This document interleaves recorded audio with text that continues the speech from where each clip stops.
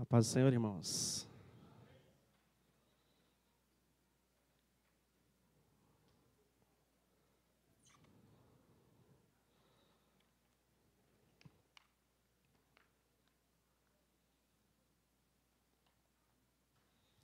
Vamos orar? Senhor, nós te agradecemos, ó Pai, por cada momento que tivemos aqui. Somos gratos porque podemos apresentar o nosso culto ao Senhor e também recebermos em nosso coração e sobre nós o cuidado e a bênção do Senhor. Ó Pai, nós esperamos a instrução do Senhor através da Tua palavra, do Teu Espírito Santo.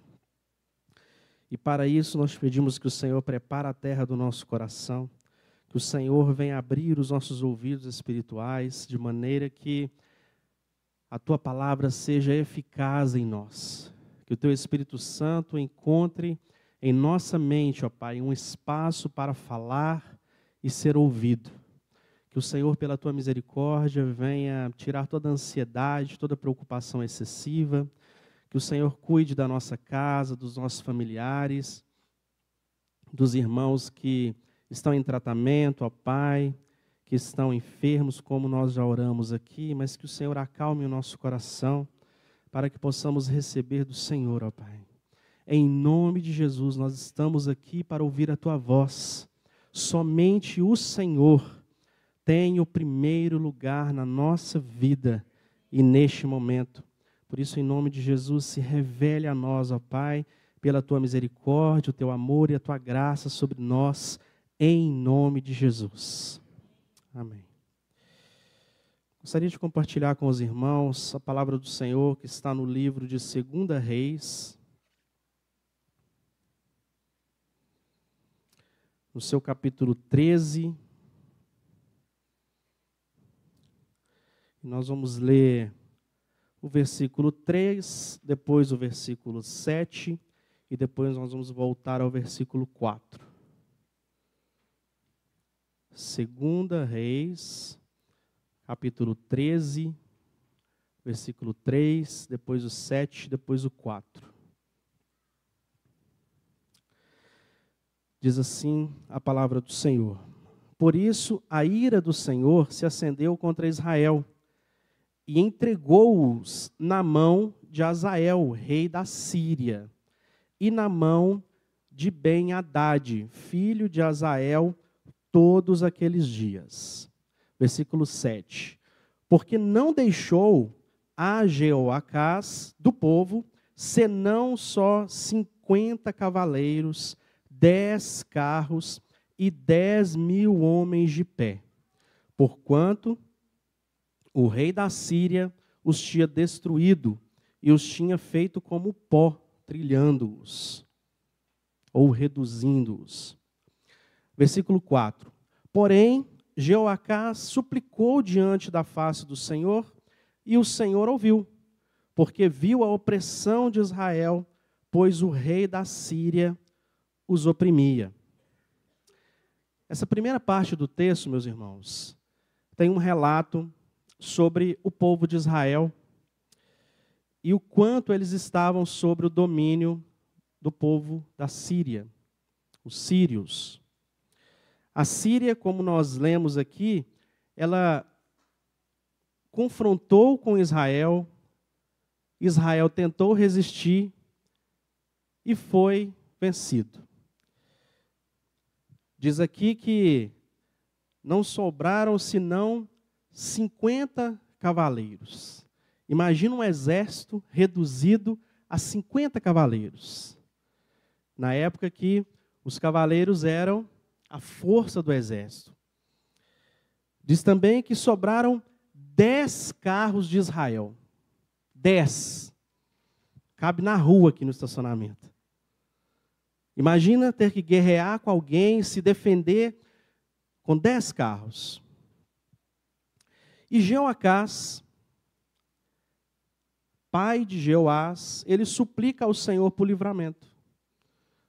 E eu entendo ele, né? Diante de uma situação tão difícil, olhar para o seu exército destruído, olhar para o domínio da Síria, maltratando o povo de Israel, ele suplica ao Senhor por livramento.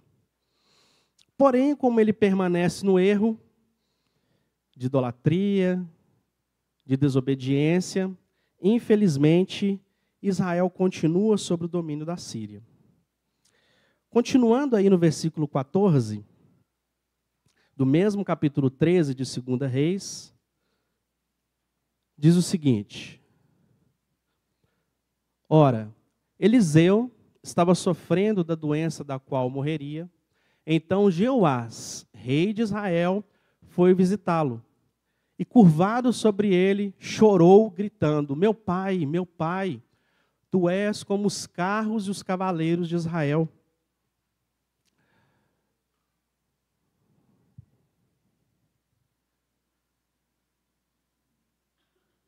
E Eliseu lhe disse: traga um arco e algumas flechas. E ele assim fez. Pegue o arco em suas mãos, disse ao rei de Israel, Jeoás. Quando pegou, Eliseu pôs suas mãos sobre as mãos do rei. E lhe disse: abra a janela que dá para o leste e atire. O rei o fez. E Eliseu declarou: esta é a flecha da vitória do Senhor, a flecha da vitória sobre a Síria.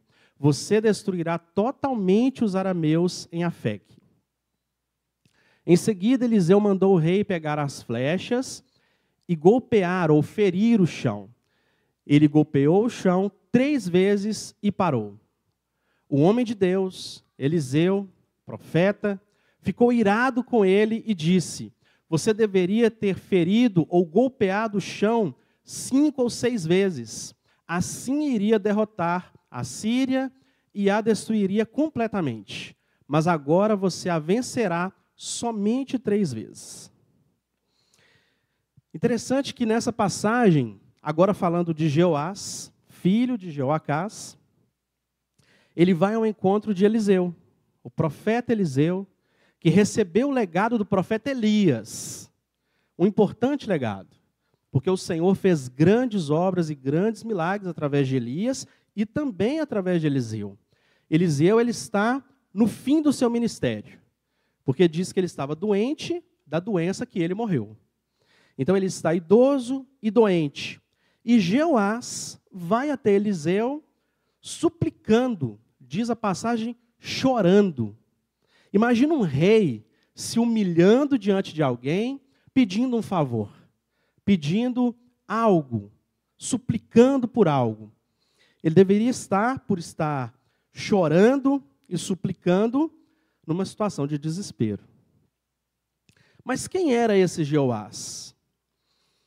O livro de Reis, 1 Reis e 2 Reis, fala sobre todos os reinados da nação de Israel após Salomão. Fala sobre a divisão do reino e os reinados que nós tivemos em Israel, Reino do Norte, e Judá, Reino do Sul. E Jeoás, ele entra mais ou menos no 13º reinado da nação de Israel. Tem uma discussãozinha se é o 12º ou 13º, mas houveram 12 reis antes de Jeoás. Jeoacás era o seu pai. E é interessante que o livro de Reis, ele diz, quando a gente lê, fica bem claro que quando fala de um rei, fala: e fez o que era reto aos olhos do Senhor. E de um outro rei diz: fez o que era mal aos olhos do Senhor, trazendo uma sensação de aprovação ou de reprovação sobre as atitudes daquele rei. Jeoás, ele era filho de Jeoacás, ele reinou aproximadamente 16 anos, e para a gente entender o momento que ele estava vivendo ali, Jeoás, o povo de Israel estava sofrendo há aproximadamente 100 anos sobre domínio da Síria. Então vejam que a nação de Israel, ela estava em conflito constante durante 100 anos, de modo que a Síria queria dominá-los e destruí-los. Então eles foram sendo vencidos, ora ganhava alguma guerra ali, ora perdia, mas eles foram sendo destruídos, sendo minados nas suas defesas, E a Síria tinha esse propósito. Quando a gente vê o relato aqui do capítulo 13, a gente vê que o profeta, representando a voz de Deus, né, ele dá um comando para o rei Jeoás. Ele fala para o rei Jeoás: pegue o arco e pegue as flechas. E o rei já deve ter entendido, né? Agora vai dar certo. Porque agora, se é para pegar o arco, é porque é para brigar, né? Então, a história deve mudar agora. E ele dá um comando: pegue o arco e a flecha, abra a janela para o leste. E o profeta, representando o Senhor, ele faz algo muito interessante. Quando o rei Jeoás põe a mão no arco, armando para lançar a flecha, diz que o profeta Eliseu faz o quê? Ele põe a mão sobre a mão do rei. E neste momento, o profeta Eliseu diz ao rei: esta flecha, o que você está fazendo, representa o livramento do Senhor. Ou seja, um ato profético. Porque atirar flechas pela janela não ia resolver o problema de Israel efetivamente, né? Mas o profeta Eliseu diz para o rei Jeoás: a flecha representa o livramento do Senhor contra os sírios. Então o profeta explicou o que estava acontecendo naquele momento. O rei, ele veio buscar o quê? Livramento.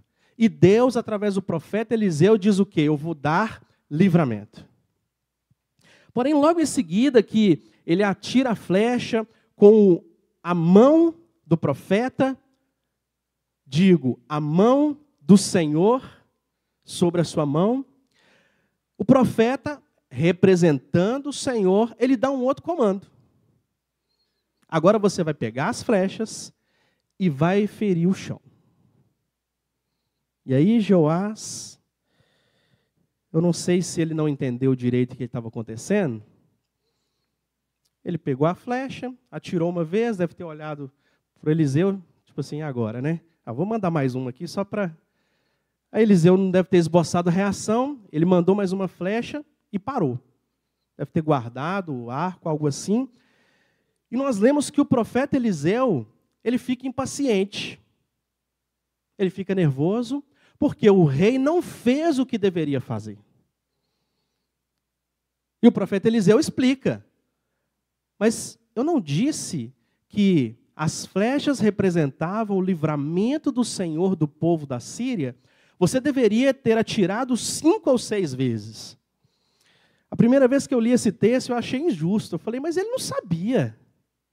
Por que o profeta Eliseu faz um negócio desse? Ele devia ter falado, então, que era 5 ou 6, que já tinha ficado tudo certo, tudo esclarecido.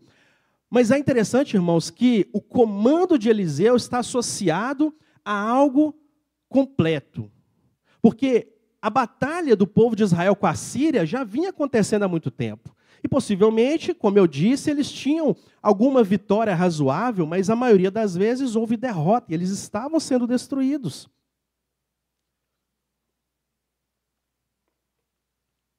E então vem um detalhe importante. Se o profeta Eliseu disse que ele deveria ter atirado 5 ou 6 vezes, quer dizer que ainda tinha flecha. Porque se só tivesse 3 flechas e ele tivesse falado você deveria ter atirado 5 ou 6 vezes, não faria sentido. Mas ele atirou 3 vezes e ainda tinha flecha na aljava. Então, por isso, o profeta Eliseu diz que ele deveria ter atirado talvez todas as flechas. A gente não sabe quantas flechas ele tinha. Mas, como eu disse, parece que Jeoás ele não entendeu bem o recado. Parece que ele não entendeu bem o que estava acontecendo, o que ele estava vivenciando ali. Ele estava diante do maior profeta do seu tempo, que era Eliseu. Se Deus tivesse que falar alguma coisa com o povo de Israel, com a nação de Israel, com o representante da nação de Israel, seria através de Eliseu. Porque ele era a voz de Deus. Um profeta representava a voz de Deus. Mas pode ser que o rei Jeoás estava distraído, talvez ele estivesse cansado, talvez ele não tivesse muito afim de ficar tirando flecha ao chão. Ou achasse que O milagre do Senhor poderia vir, como em outras vezes veio, de forma sobrenatural, onde o exército da Síria seria vencido pelo anjo do Senhor e estaria tudo resolvido. Mas naquele momento que ele se depara com a voz do Senhor através do profeta Eliseu, o Senhor deixa claro que quem deveria atirar a flecha era ele. Apesar de que a mão do Senhor, como Eliseu colocou a sua mão no arco, estaria com ele. Vamos continuar lendo agora, 2 Reis, no seu capítulo 13, agora o versículo 25.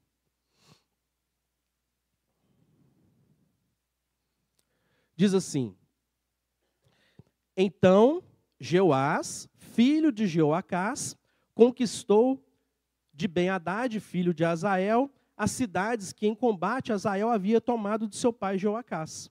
3 vezes Jeoás o venceu, e assim reconquistou aquelas cidades israelitas. Quantas vezes Jeoás venceu o povo da Síria naquelas batalhas? 3 vezes. Interessante que o Senhor ele fez questão de registrar para a gente aqui que a profecia foi cumprida. O que aconteceu naquele momento com o profeta Eliseu, fica claro que realmente fazia sentido o que ele estava falando. O livramento do Senhor viria a partir daquele ato profético, a partir daquela conversa, daquele diálogo, daquele contato do rei Jeoás, representante da nação de Israel, e Eliseu, representante da voz do Senhor. Houve um cumprimento daquela promessa. Mas tem um problema. Israel continuou sofrendo sob o domínio da Síria. Porque apesar de Israel ser um povo pequeno, com uma defesa frágil, a vontade do Senhor, a palavra do Senhor é que eles iriam vencer a Síria completamente. E eles teriam o livramento do Senhor sobre esse domínio da Síria. Só que, infelizmente, pela história, Israel continuou sofrendo com a Síria. Continuou tendo baixas no seu exército.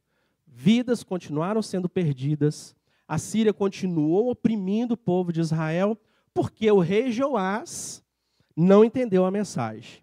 E ele feriu a terra apenas 3 vezes com as suas flechas. E eu queria chamar vocês agora para uma reflexão. Eliseu era um representante do Senhor. Ele era a voz do Senhor. O Senhor, quando Ele fala algo conosco, primeira coisa, a gente precisa estar atento. A gente precisa também obedecer. E a gente precisa tratar o que o Senhor fala com a gente como algo importante. Porque a voz do Senhor é aquilo que vai guiar a nossa vida. É aquilo que vai dar o livramento em nossa vida. É aquilo que vai nortear o propósito do Senhor na nossa vida. Então nós não podemos, quando o Senhor nos falar algo, simplesmente estar distraído e não ouvir. É preciso estar atento. Quando o Senhor nos falar algo, a gente não pode agir como uma criança desobediente que ouve um comando e ignora. É necessário obedecer ao que o Senhor nos fala. E quando o Senhor nos fala algo, é necessário que a gente entenda que isso é importante, porque o Senhor ele não lança as suas palavras ao vento. O Senhor em tudo ele tem um propósito na nossa vida, e o propósito do Senhor é importante na nossa vida. Nós precisamos tratar as coisas do Senhor, a palavra do Senhor, o comando do Senhor, como algo importante na nossa vida. Jeoás ouviu, Jeoás obedeceu, mas ele não tratou como importante.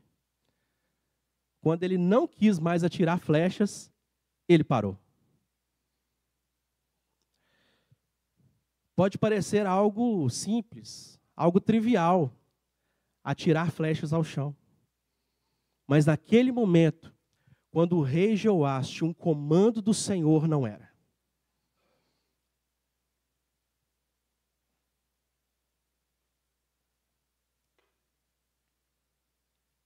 O nosso compromisso com Deus, meus irmãos,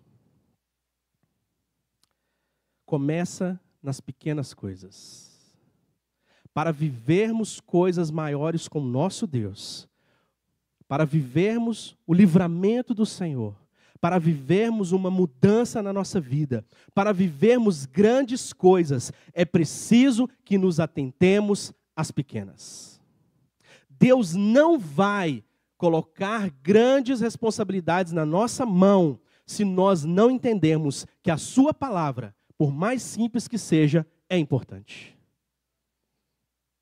Muitas vezes a mudança, o livramento, a glória vai vir a partir de pequenas flechas. A partir de pequenos atos de obediência. Um filho obediente, ele simplesmente obedece. Uma criança, ela precisa obedecer. Ela não pode decidir se ela vai obedecer ou não. Uma criança precisa obedecer.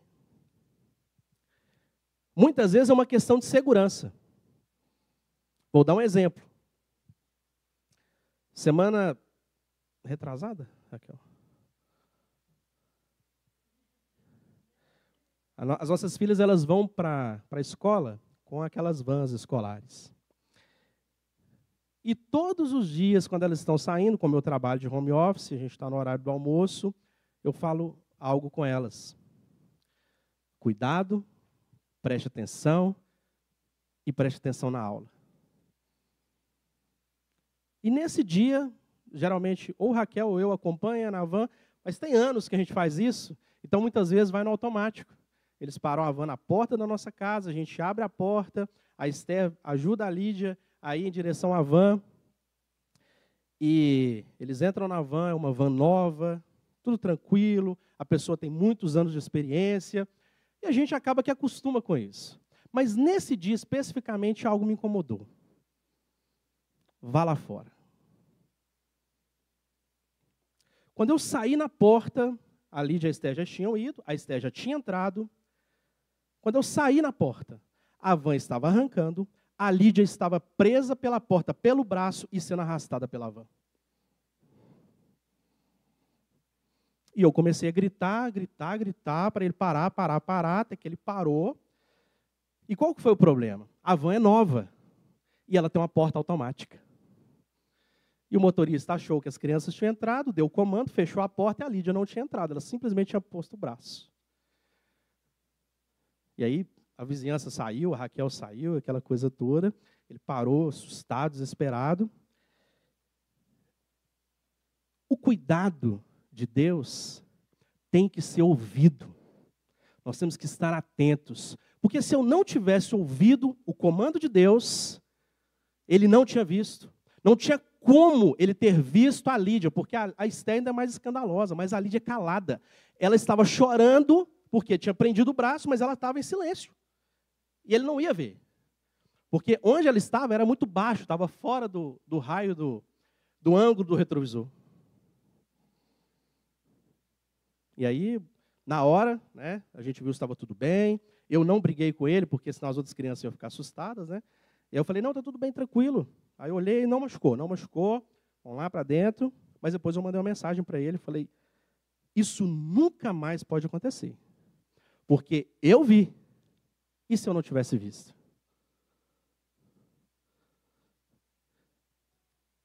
O cuidado de Deus vai vir, às vezes, com pequenas coisas. E eu poderia muito bem ter falado, não, mas todo dia elas fazem isso. É tão natural, ele é tão cuidadoso, tão carinhoso, a gente tem um trânsito tão bom durante tantos anos. Mas o Senhor, ele estava dando um comando, que poderia ser muito simples, mas era muito importante. E às vezes a gente não entende a importância do comando do Senhor, talvez porque a gente é criança, a gente é imaturo, a gente não entende, mas o filho obediente, ele obedece. O filho obediente não fica esperando acontecer algo para ver se é importante ou não. O filho obediente, ele obedece. Quando essa criança crescer e amadurecer, pode ser que não seja necessário você ficar mandando ela olhar os dois lados da rua para atravessar. Ou cuidado quando você for para a escola.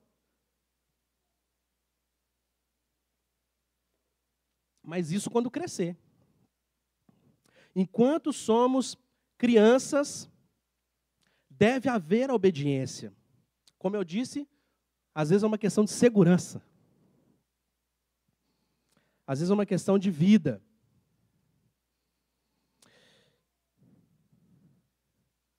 E quando essa criança crescer, ela vai entender o valor da obediência.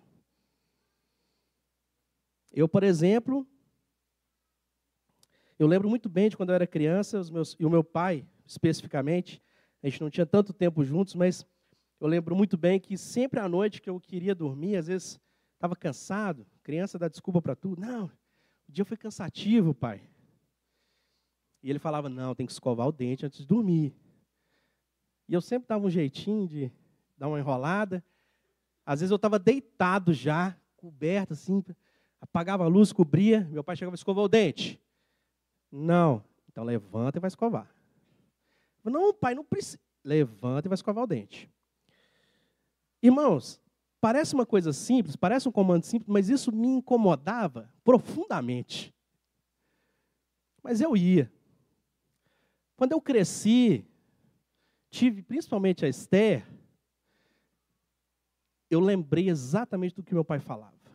A importância de escovar os dentes. Por quê? Não que meus dentes sejam perfeitos, isso é outra coisa. Isso foi outra desobediência. Mas eu sofri muito menos com cárie, com tártaro, porque o meu pai, todo dia, ele falava a mesma coisa. Depois que eu cresci, eu percebi que ele parou de falar. Mas porque eu criei um hábito. E às vezes a gente não entende, a gente questiona, a gente resiste, mas o comando de Deus é algo importante. Quando nós amadurecermos, dependendo da experiência que nós tivermos, nós vamos entender o valor disso na nossa vida. A importância da obediência. Deuteronômio, capítulo 12, versículo 8.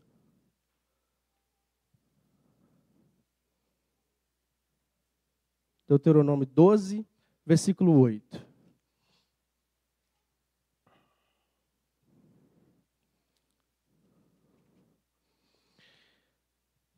Diz assim, a palavra do Senhor: vocês não agirão como estamos agindo aqui, cada um fazendo o que bem entende. Aqui era uma palavra do Senhor para o povo de Israel, quando eles alcançassem a promessa. Mas essa passagem me chama muita atenção. Porque naquela época, o povo de Israel era imaturo. E o Senhor, através de Moisés, fala com eles, olha, hoje vocês estão fazendo o que dá na cabeça de vocês. Vocês fazem o que bem entende. Mas vai chegar uma hora que vocês não vão mais fazer o que vocês querem. O que vocês bem entendem. Porque aquilo que o Senhor tem para nós é a obediência.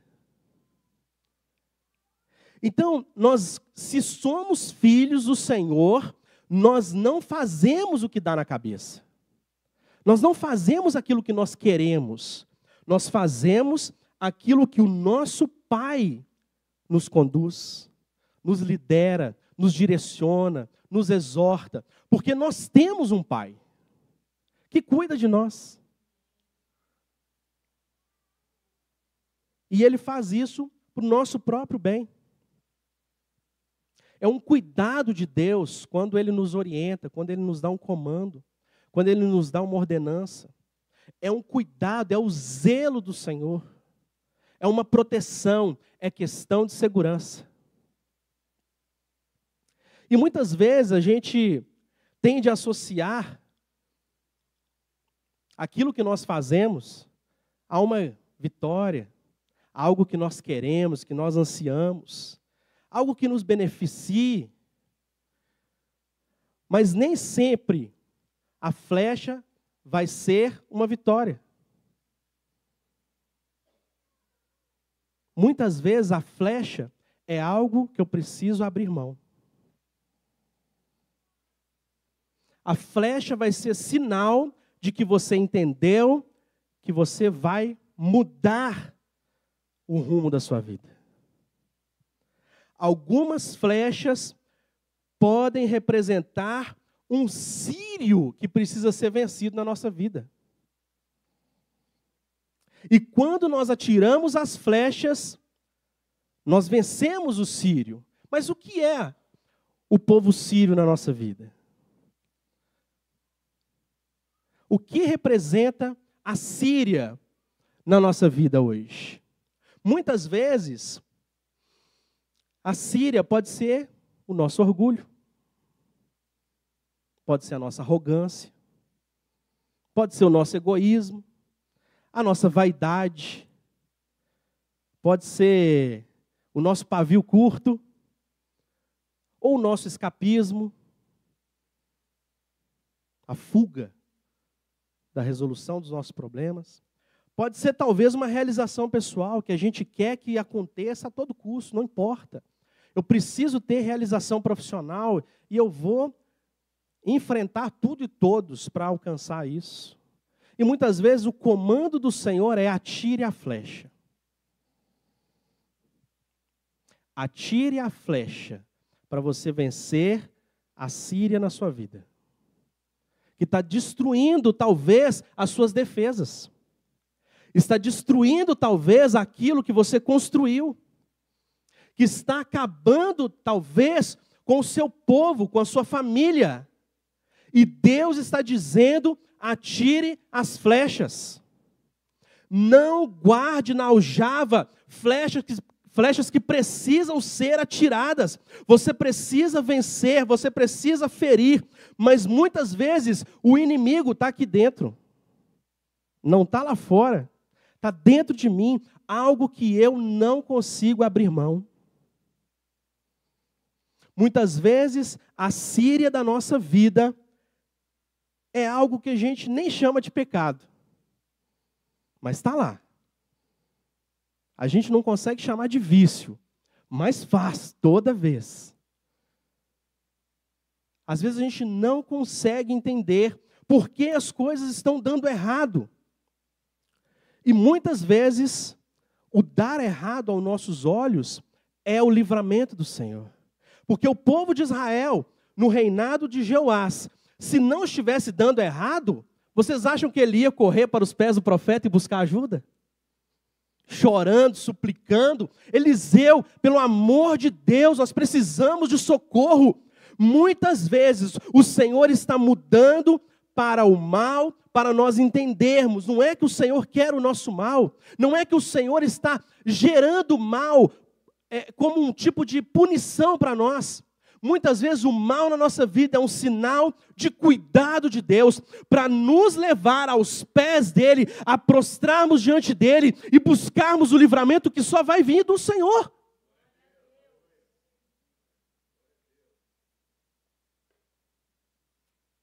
Mas imagine você chegando diante do Senhor e falando, Deus, as coisas estão dando errado.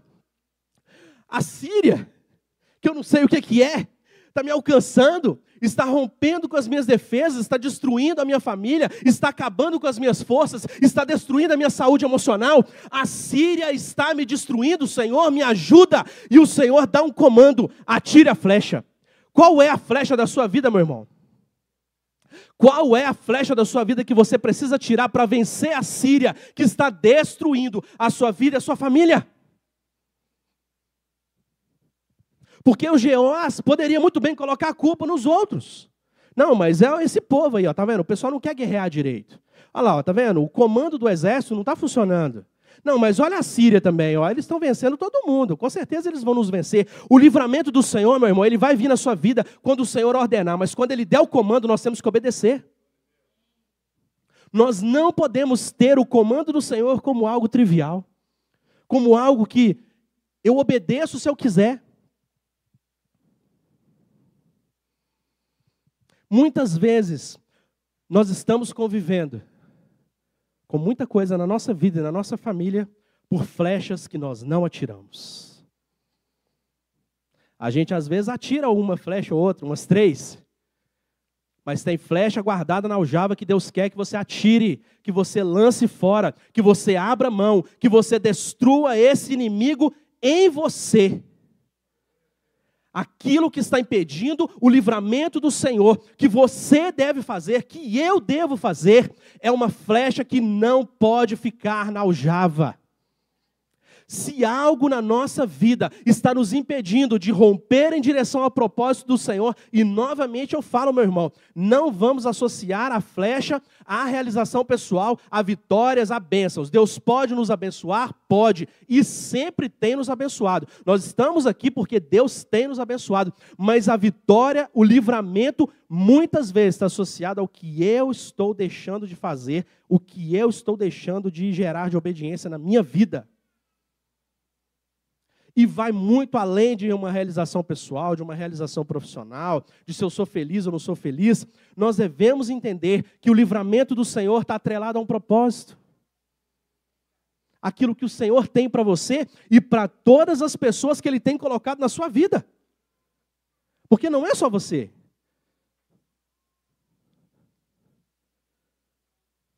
Tem toda uma trilha aí para frente, depois que você nasceu, que Deus tem colocado no seu caminho de pessoas. Que você tem impactado, que você tem levado um testemunho, que você tem gerado vida ou morte. E muitas vezes, algumas flechas que nós deixamos de lançar, está associado a algo que o Senhor pediu de nós para abrirmos mão, para lançarmos fora. E novamente, eu falo, isso é comigo e com você, meu irmão. Eu não estou aqui para falar nada que Deus não quer falar contigo, mas eu creio que Ele vai tocar em você. As flechas podem ser muitas coisas: orgulho, egoísmo, insubmissão, e várias coisas. Várias coisas. Você sabe onde Deus está querendo tratar na sua vida. Você tem um relacionamento com Deus. Estou falando com crente aqui. Gente que ora. Amém? Gente que conversa com o Senhor. Então deixa o Senhor falar através da sua vida, como falou através do profeta Eliseu. Deixa Ele falar com você, deixa Ele te dar um comando. O comando do Senhor representa o livramento. Deixa o Senhor te dar um comando, meu irmão, porque você não vai estar sozinho nessa batalha. Ele vai colocar a mão sobre a sua mão, Ele vai guiar a flecha, Ele vai alcançar aonde precisa ser alcançado, aquilo que precisa ser mudado, Ele vai mudar, porque você está sendo um filho obediente. Não guarde na sua aljava as flechas que precisam ser lançadas na sua vida. Salmo 51, versículo 12.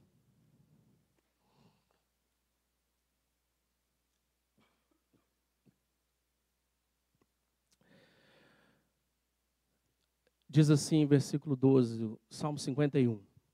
Devolve-me a alegria da tua salvação e sustenta-me com o espírito pronto a obedecer. O salmista aqui, ele fala algo que eu chamo de coração ensinável. Alguém que está pronto, alguém que quer, alguém que entendeu, alguém que estava atento. Mas ele clama ao Senhor e fala: Senhor, toca aqui dentro de mim e me ensina a ser ensinável. Me ensina a ter um coração obediente, porque aqui ele reconhece que ele precisa de obediência ao Senhor. Porque a alegria da salvação, ela vem quando nós somos filhos obedientes. Jesus disse isso. A nossa salvação está associada ao fato de sermos filhos. E se somos filhos, somos obedientes. A alegria, ela é fruto de um ambiente de obediência. Eu falo muito isso com as minhas filhas lá em casa. Se você for obediente, vai todo mundo ficar feliz. Agora, se for desobediente, aí o papai fica com a cara fechada. O Adriano conhece bem minha cara. Então, ou seja, o Senhor, Ele quer que nós tenhamos alegria. Ele quer um povo realizado, feliz. Não com esse mundo aqui, meu irmão. Isso aqui, gera angústia, aflição, tristeza. Jesus já disse isso. Não ache que a sua realização e a sua felicidade está neste mundo. A alegria do Senhor para nós é a salvação. Independente das circunstâncias, nós devemos nos alegrar no Senhor. É Ele que é o motivo da nossa alegria, porque Ele é a nossa salvação. A nossa motivação não pode ser porque as coisas vão dar certo, porque o Senhor vai me abençoar, porque eu vou conseguir aquilo que eu quero. A nossa alegria e a nossa motivação deve ser agradar ao Senhor. Essa deve ser a nossa motivação. Quando nós entendermos isso, nós seremos alegres, felizes e realizados. Mas atirar a flecha. Amém? Curve sua cabeça. Senhor, nós entregamos ao Senhor a nossa vida, o nosso coração, a nossa mente e te pedimos, em nome de Jesus, ó Pai, nos faça entender que existem coisas na nossa vida que o Senhor vai pedir, ó Pai, mas é para o nosso bem. É para que o Senhor nos conduza ao propósito que o Senhor tem para a nossa vida, para a nossa família, para os nossos casamentos, para os nossos filhos, para essa igreja. Senhor, nos leva a aprender a lançar aquilo que precisa ser lançado, em favor de um livramento do Senhor na nossa vida, em favor de uma vitória do Senhor na nossa vida, que vai muito além das nossas expectativas.